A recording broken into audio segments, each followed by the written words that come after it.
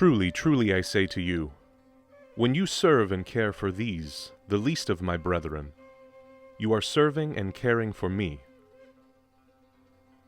These words of Jesus shaped the understanding of the early Christians as they encountered the poor, the sick, the hungry, and the suffering. They were thus inspired to serve the Lord through these, their suffering neighbors. Cyprian of Carthage, Constantine the Great, Basil of Caesarea, and Fabiola of Rome are some of the most well-known names associated with early Christianity's medical, social, and philanthropic revolution in the ancient Roman Empire. A revolution that was launched during a time of devastating plagues and famines, and was to continue for many centuries to come, shaping their society and the world until today. But there was another group of individuals at that time who proved just as instrumental in helping launch the Big Bang of Christian philanthropia. Neither history nor the Church can single them out by name, known only to the Lord Himself and to those whom they served. These anonymous heroes and heroines, these unknown soldiers of mercy, would become the backbone of Christianity's most noble contribution to Western civilization, the dawn of mercy and charity to the poor and suffering. We begin with the zealous ones, or spoudeii in Greek. The spoudeii were laymen and women who volunteered their time seeking out the ostracized of the Eastern Empire's great cities. The poor, the sick, the homeless, the disabled, and the dying. Those who had been abandoned by family, friends, and the civil and religious authorities of pagan Rome. The spoudeii came from a variety of economic and social backgrounds. Some were poor, some were middle-class merchants, still others were even wealthy aristocrats. Regardless, they were all united by Christ's two great commandments: love God and love your neighbor as yourself. Often, in the dead of night, the zealous ones would distribute food, water, clothes, and money to the most wretched. It mattered not whether the recipients were Christian or non-Christian, slave or free, male or female. And though they were not doctors or nurses, the spoudeii provided basic palliative care to the sick and dying. They would transport the ailing to the public baths, cleanse their wounds, and anoint their bodies. Those on the verge of death would be carried back to the Christian congregation of the city, where they would spend their final moments in the loving and comforting arms of compassionate Christian brothers and sisters.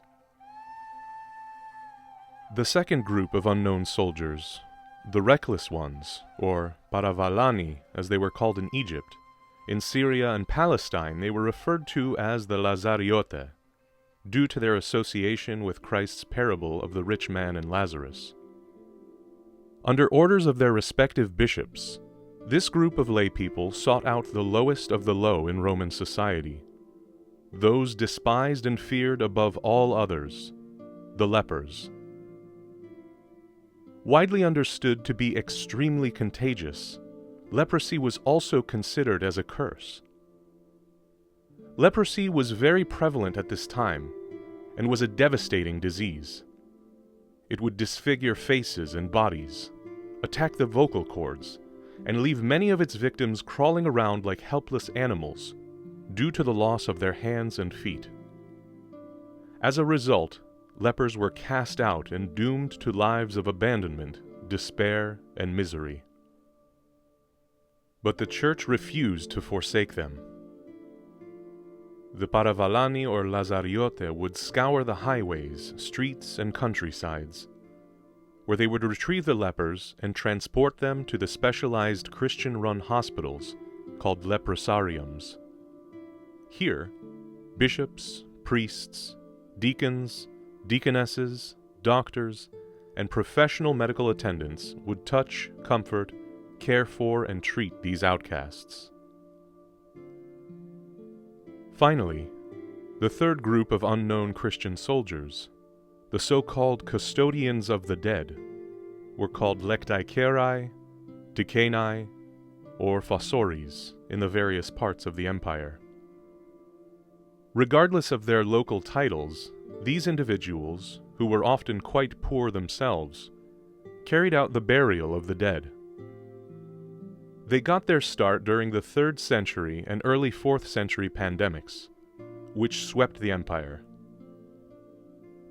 When the pagan Romans, out of fear of contagion, would often leave their dead to unceremoniously pile up and rot in the streets, these Christian custodians would fill the void by collecting the dead and providing them with honorable burials. By the early 4th century, these gravediggers had actually become a minor ecclesiastical order in North African churches. Later on, the church would even begin paying them for their services. Not only would they be called upon during times of natural disasters, but they would also be employed to bury the poor and homeless dead during times of peace. The church's systematic care for the poor and suffering, and even for the dead, became so prevalent by the mid-4th century that the apostate emperor Julian would lament how this was a key reason for the pagans to abandon their faith and join Christianity.